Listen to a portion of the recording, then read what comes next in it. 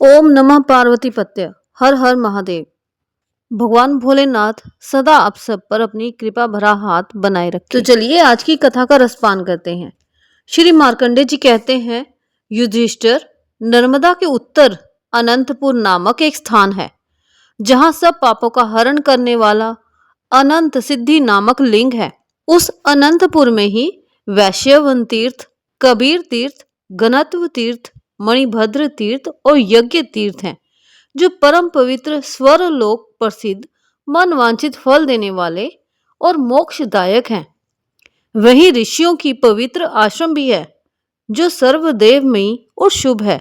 वहां स्वर्णी कौशिक, देवमर्ग, अगमर्ष, शाकल्य, सर्भंग, अग्निगर्भ ये और तथा बहुत से उत्तम रथ का पालन करने वाली महर्षि रह रहे थे, जो तपस्या करके इस नर्मदा तीर्थ के महत्व में से स्वर्ग लोक को प्राप्त हुए। विश्व में श्रेष्ठ वाल्मीकि जी ने भी इस तीर्थ के प्रभाव से ब्रह्म तेज से संपन्न शरीर प्राप्त किया। ये तथा अन्य बहुत से राजाओं ने अनंतपुर में निवास किया है। इस अनंतपुर के क्षेत्र में ही नर्मदा के तट पर जो भगवान महेश्वर निवास करते हैं, उनका विधि पूर्वक पूजन करके वे सभी राजा स्वर्ग लोक को प्राप्त हुए हैं। पर्यंक पर्वत से पश्चिम जहां तक अनंतपुर का क्षेत्र है, वह परम शुभ है। इसके अंदर जिसकी मृत्यु होती है, वह दान धर्म से रहित हो, तब भी चौथा इंद्रों के समान स्वर्ग लोक में उसकी प्रतिष्ठा होती है। इसके बाद द्वीपेश्वर नामक तीर्थ है, जो व्यास तीर्थ कहलाता है। वहां स्नान करके मनुष्य अश्वमेध यज्ञ का फल पाता है। वह इच्छा अनुसार उत्तम फल देने वाला श्रेष्ठ तीर्थ है। द्वीपेश्वर में स्नान करने से जो वृषभ दान करता है, वह स्वर्ण में विमान से स्वर्ग लोक में जाता है। जो मनुष्य कार्तिक के कृष्ण पक्ष की चतुर्दशी तिथि को उपवास करके इंद्रियों को संयम में रखते हुए वहां भगवान शिव को स्नान कराता है, वह सब पापों से मुक्त होकर रुद्र लोक में सम्मानित होता है। ब्रह्मा आदि संपूर्ण देवता और तपोवन ऋषि व्यास तीर्थ में जाकर भाविक तापमान के स्तोत्र से भगवान शंकर की स्तुति करते हुए कहते हैं कि जिनके हाथ में शक्ति है, जिनके समान शक्तिशाली वीर दूसरा कोई नहीं है, वे समस्त देवताओं द्वारा राधिका और श्रेष्ठ भगवान भूतनाथ जिसको चाहे ऊंचा उठा सकते हैं और जिसे चाहे अवनति में डाल सकते हैं। जिनके एक वाण से त्रिपुर भस्म हो गया, जिनकी एक नजर देखते ही कामदेव भस्म हो गया, और जिन्होंने अपने श्रेष्ठ त्रिशूल से असुर को चीर डाला, और जिन्होंने अपनी जटा के अग्रभाग में तरंगों से संयुक्त गंगा जी को धारण कर रखा है, जिनके चरणावृंद के अंगष्ट का जरा सा दबाव पाकर लंकापति रावण भी मूर्छित होकर गिर पड़ा था, जिन्होंने समस्त देवताओं और असुरों के सामने दक्ष के यज्ञ का क्षण भर में ही विध्वंस कर डाला था, जिनके लिंग में विग्रह के पूजन से मनुष्य फल प्राप्त कर लेते हैं, उन भगवान शंकर के समान या उनसे बढ़कर भला दूसरा कौन देवता है, जो विधि विधान से महादेव जी की आराधना करके स्यासी शक्ति इत्यादि स्त्रोत का हर दिन प्रातःकाल प्रयत्न पूर्वक पठ या स्मरण करता है, वह भगवान शंकर का पार्षद होता है। जो इस स्त्रोत का महादेव जी के सामने पाठ करता है, उसके ऊपर स्वयं ईश्वर शिव जी तथा नर्मदा जी दोनों ही प्रसन्न हो जाते हैं। इसके बाद उत्तम व्रत का पालन करने वाले मुनियों और व्यास जी ने नर्मदा तट पर पितरों का श्राद्ध किया। यहाँ श्राद्ध करने से पितृगण 12 वर्ष तक तृप्त रहते हैं। श्री मार्कंडे जी कहते हैं, हे राजन, व्यास तीर्थ के अलावा एक परम पुण्य और तीर्थ भी है, जिससे सब पापों का नाश होता है। वहां अश्वमेध यज्ञ से प्रकट हुई वीरांगना नदी बहती है।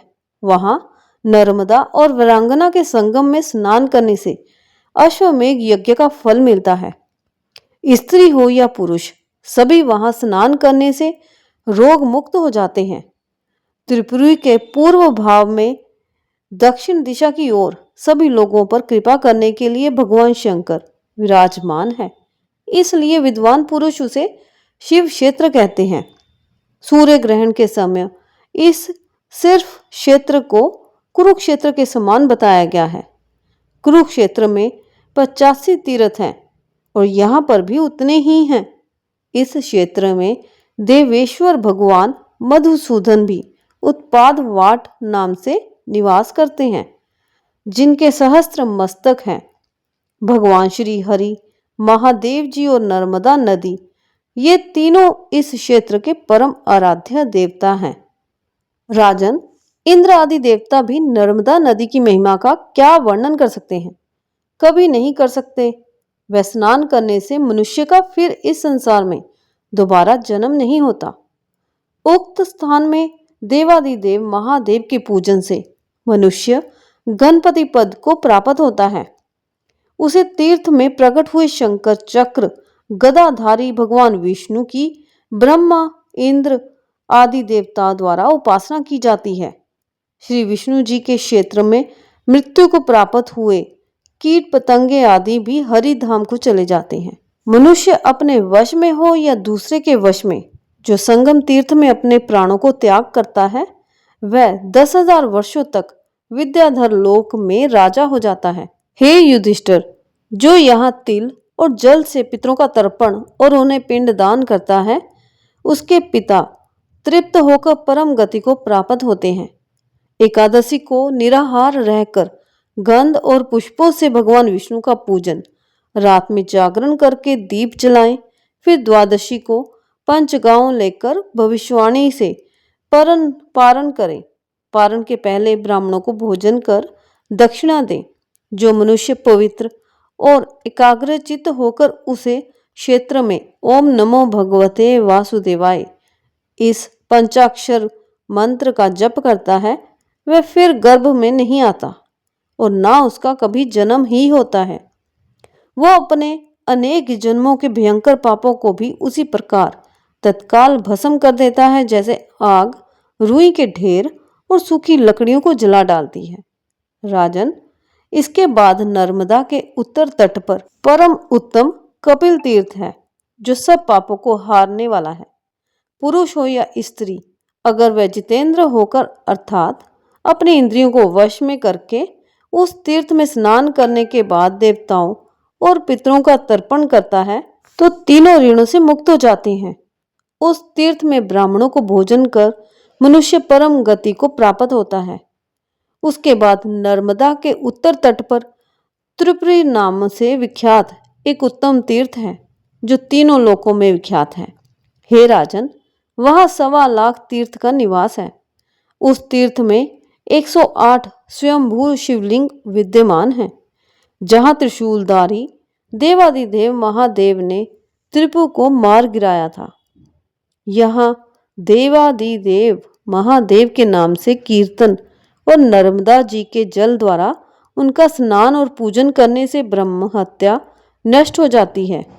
गंध, पुष्प, धूप, दीप और वैभव विस्तार से पूजन करने पर मिलता है, उसकी सहस्त्रों वर्षों में भी नहीं की जा सकती। भगवान शिव के उद्देश्य से जब दान किया जाता है, तब उस दान का पुण्य असंख्य हो जाता है। वे सभी मनुष्य धन्य हैं जो त्रिपुरी में स्नान करने के बाद महादेव जी का दर्शन करते हैं। जो मनुष्य त्रिपुरी में निवास करता है, वह साक्षात कैलाश में निवास पाता है।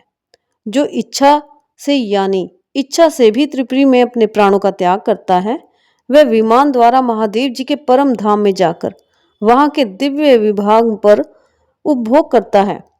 वहां देवेश्वर त्रिपुरारी शिव 33 कोटि प्रसिद्ध देवताओं के साथ निवास करते हैं।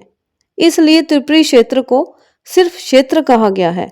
उसकी लंबाई चौड़ाई 2 कोस की है। इस बीच में जिनकी मृत्यु होती है, वह शुभ गति को प्राप्त होते हैं। यहीं पर सब सिद्धियों को देने वाले गोकर्ण लिंग, सुरेश्वर, वामदेव, कालमोचन, ब्रह्मेश्वर, अमरेश्वर, जैशेश्वर, अग्नि गर्भ गायत्री लिंग, सावित्री लिंग तथा रोहिणी तीर्थ आदि है।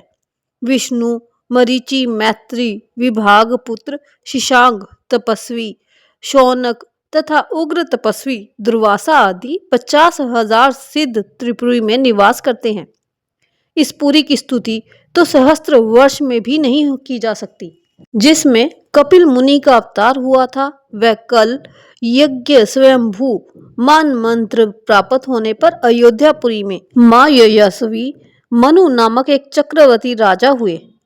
उनका जन्म सूर्यवंश में हुआ था।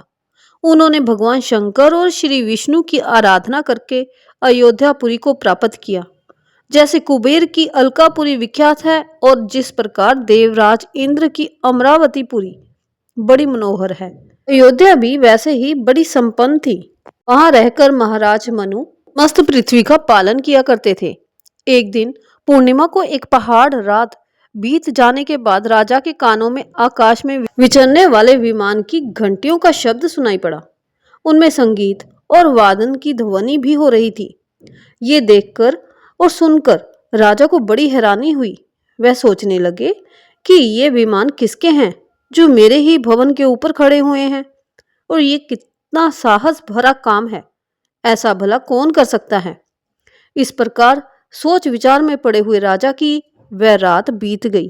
सूर्य उदय होने पर नित्य कर्म का अनुष्ठान पूरा करके राजश्री मनु ने विशिष्ट मुनि से कहा कि महामुने, ये मेरे महल के ऊपर किसके विमान है और ये किस कर्म के फलस्वरूप किस दान और नियम के पालन से प्राप्त होते हैं। क्षत्रिय वंश में उत्पन्न होकर जो पृथ्वी का शासन करता है, वास्तव में तो उसी राजा का जन्म लेना सार्थक है, जिसके शासन में इस भूमंडल पर किसी प्रकार का कोई पाप कर्म नहीं हो पाता। दूसरे लोग तो केवल माता पिता को क्लेश देने के लिए, दुख देने के लिए ही उनके पुत्र रूप से जन्म ग्रहण करते हैं। राजा मनु के ऐसा कहने पर वशिष्ठ जी कहने लगे, महाभारत पुराण और वेदों से बाहर जो कर्म किया जाता है उसकी साधु पुरुष कभी प्रशंसा नहीं करते, क्योंकि उसके द्वारा धर्म की हानि होती है। नर्मदा के तट पर त्रिपुरी नाम से विख्यात एक तीर्थ है, जहां इन लोगों ने ये दान अरुण किए हैं, उन्हें के विमान महल के ऊपर खड़े हुए हैं। महाराज, एकमात्र नर्मदा देवी है जिन्होंने समस्त पापियों और दुराचारियों को स्वर्ग लोक में पहुंचाया है। महाभारत ब्रह्मा विष्णु और महादेव को छोड़कर दूसरा कोई नर्मदा नदी के पुण्य का वर्णन कभी नहीं कर सकता। नर्मदा नदी के तट पर किए गए तप, दान और सत्कर्मों के पुण्य की भी गणना कोई नहीं कर सकता। जम्बू द्वीप में जो जो तीर्थ और समुद्र है, उनमें से कोई भी नर्मदा नदी की बराबरी नहीं कर सकते। पूर्ण क्षेत्र में किया हुआ पाप वाजलीप हो जाता है। यही बात धर्म के लिए भी है। वहां किया हुआ धर्म भी अक्षय होता है। ये जीवन चंचल है, क्षणभंगुर है, इसलिए मनुष्य कभी पाप ना करे। राजा मनु ने नर्मदा जी के सुयश का वर्णन सुनकर अपने मंत्रियों, सदस्यों और सेवकों को भी आज्ञा दी कि तुम सब लोग राजकीय सामग्री लेकर शीघ्र नर्मदा की यात्रा करो। इस क्रम में बिल्कुल भी देर नहीं होनी चाहिए। फिर राजा वैद विद्या ब्राह्मणों के साथ देव दानव वनीत त्रिपुरी को गए। वहां रानियां और समस्त परिवार के साथ नर्मदा जी के जल का दर्शन करके वे जन्म भर के पापों से मुक्त हो गए। उस तीर्थ में विधि पूर्वक स्नान करके देवताओं और पितरों का तर्पण करने के बाद राजा ने चंदन और पुष्प आदि से महादेव जी की पूजा की और नर्मदा नदी के तट पर 10 योजन का विशाल यज्ञ मंडप का निर्माण करवाया। उत्तम व्रत का पालन करने वाले यज्ञ कर्म में कुशल चारों विधाताओं के ज्ञात तथा वेदर्ग के महर्षि और ब्राह्मण उस यज्ञ के लिए आमंत्रित किए गए। जैसे पुष्कर तीर्थ ब्रह्मा, विष्णु और शिव जी इन तीनों देवताओं का स्वरूप है, ठीक उसी प्रकार ये त्रिपुरी तीर्थ भी है। वहां राजा ने प्रमोद यज्ञ प्रारंभ किया। उस यज्ञ में संपूर्ण देवताओं का आवाहन किया गया, आदि देकर सबको संतुष्ट किया। वेदोक्त विधि के अनुसार यज्ञ का काम पूरा हुआ। ब्राह्मणों को वैभव के अनुसार दक्षिणा देकर प्रसन्न किया गया। देवता, पिता और मनुष्य सभी तरफ से संतुष्ट होकर फिर परम गति को प्राप्त हो गए। श्री ब्रह्मा, विष्णु और शिव जी राजा को वरदान देकर अपने अपने लोक में चले गए। इस तीर्थ में किया हुआ तप और दान सब कुछ अक्षय होता है। इस प्रकार महत्व जैसी महाराज मनु का यज्ञ पूरा हो गया। तब उन्होंने हाथ जोड़कर नर्मदा जी से कहा कि हे देवी, केवल सहस्त्रों चंद्रयान और सैकड़ों सौम्या का जो फल है वह आपके जल का पान करने मात्र से होने वाले पुण्य की बराबरी कभी नहीं कर सकता। हे देवी, आपने संपूर्ण जगत को तथा समस्त चराचर जीवन को व्याप्त कर रखा है। जैसे आग रुई के ढेर को जला देती है, उसी प्रकार आपका जल स्नान व स्मरण और कीर्तन करने से मनुष्य को भस्म कर देता है। देवी, आप पितरों के हित की कामना से स्वर्ग की सीढ़ी बनकर आई हो। चारों प्रकार के जीवन को अब स्वर्ग लोक में पहुंचाओ। नर्मदा लोक में जो कोई नदियां और नाना प्रकार के तीर्थ हैं, उन सब की जननी आप ही हो। आप पितरों का उद्धार करने वाले पराशक्ति हो। जैसे सूर्य और चंद्रमा का प्रभाव सब जीवन पर एक समान रूप से स्नेह रखने वाली गौरी माता हो, बृहस्पति जी सहस्त्र वर्षों तक लगे रहने पर भी आपके गुणों का पूरी तरह वर्णन करने में समर्थ नहीं है। अमित तेजस्वी मनोज जी के द्वारा किए हुए इस स्तुति को सुनकर परम सौभाग्यशाली नर्मदा देवी महाभाग, तुम पर मैं बहुत प्रसन्न हूँ। राजा ने कहा, देवी, आप पूर्ण जगत को पवित्र करो और अयोध्या प्रदेश में अनेक नदियां प्रकट हो जाएं।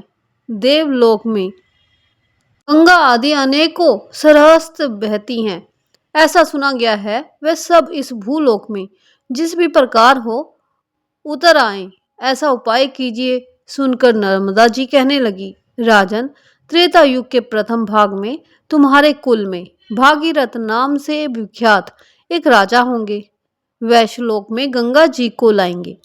त्रेता के दूसरे भाग में इस भारतवर्ष के भीतर कालिंदी, सरस्वती, सरयू तथा माँ भागनंद की आदि नदियां भी प्रकट हो जाएंगी। तुम्हारे वंश में उत्पन्न भागीरथ के ही नाम पर सरिताओं में श्रेष्ठ गंगा जी भागीरथी, कलयंगी भागीरथी के ही समान उनका दूसरा नाम जानवी होगा। उम्मीद है आपको ये वीडियो पसंद आई होगी। वीडियो पसंद आई हो तो एक लाइक कीजिएगा और कमेंट में हर हर महादेव अवश्य लिखिएगा।